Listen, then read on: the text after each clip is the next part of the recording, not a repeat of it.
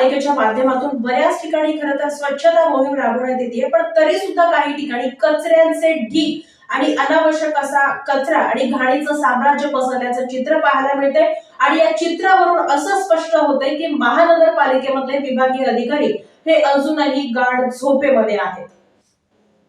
महानगरपालिकेचे विभागीय अधिकारी हे काम करण्याऐवजी गाढ झोपेत आहेत की काय असा प्रश्न सोलापुरातील नागरिकांना पडला आहे।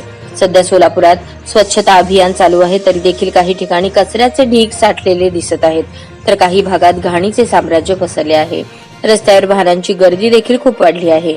ज्या त्या दुकानांसमोर रस्त्यातच वाहने पार्किंग करून नागरिक आपली कामे करत असतात। याचा त्रास इतर जाणाऱ्या येणाऱ्या नागरिकांना होत आहे। याचे उत्तम उदाहरण म्हणजे रंगभवन ते 7 रस्ता परिसरात नवनीत तोष्णीवाल यांच्या दवाखान्यासमोर लांब लचक पर्यंत गाड्यांच्या पार्किंग केलेल्या असतात।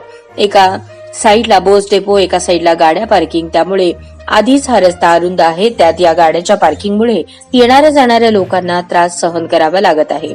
याच्याकडे संबंधित विभागांनी कायदेशीर कारवाई करावी। तसेच 7 रस्त्याकडून रंगभवनला जाताना एका ड्रेनेजवर फक्त झाकण ठेवण्यात आले आहे।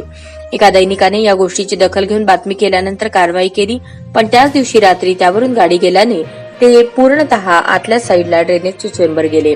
वास्तविकता ड्रेनेजवरील झाकण बसवून कडेला सिमेंट लावून ते पॅक करणे गरजेचे होते, परंतु ते फक्त झाकून ठेवले गेल्यामुळे ते झाकण ड्रेनेजमध्ये रुतले गेले।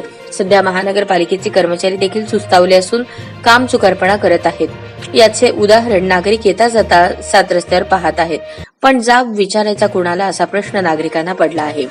टॅक्स रूपातून लाखो रुपये महानगरपालिका वसूल करते आणि राज्य सरकार, केंद्र सरकार यांच्याकडून भरपूर प्रमाणात मोठा निधी घेऊन देखील सोलापूरची अवस्था भयानक झालेली आहे। अधिकारी सुस्तावले असून गलेलठ्ठ पगार घेऊन काम वेळेवर करत नाहीत, असा संताप नागरिक व्यक्त करत आहेत। महानगरपालिकेतील अधिकारी झोपेचे सोंग बाजूला सरून सोलापूर स्मार्ट करावे असे नागरिक अपेक्षा करत आहेत।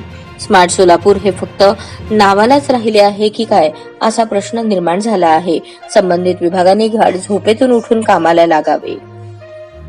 पावसाळ्यात पाणी जातं दुकानात, पूर्ण भरतंय, रोड पाणी पॅक होतंय। पाण्याचा निचरा होत नाही लवकर, पाण्याचा प्रवाह होत नाही। म्हणजे पाण्याचं हे एकच ड्रेनेज आहे। एवढ्या 7 रस्त्यावरनं पूर्ण पाणी इथे येतं आणि एकच ड्रेनेज आहे, पॅक होते, लवकर पाण्याचा निचरा होत नाही, पाण्याचा निचरा होत नाही। अजून एक ड्रेनेजची गरज आहे, ड्रेनेजची गरज आहे। असं पण पाणी येते, असं पण पाणी येते। रंगभवन पासून ते 7 रस्त्यापासून वरून आणि रंगभवन पासून खालून सगळं पाणी एकाच ड्रेनेज मध्ये येते। आणि सफाई होती का सारखी? कोण सफाईच करत नाही तर काय, त्यामुळे सारखं तुंबलेलंच असतंय। तुंबलेलं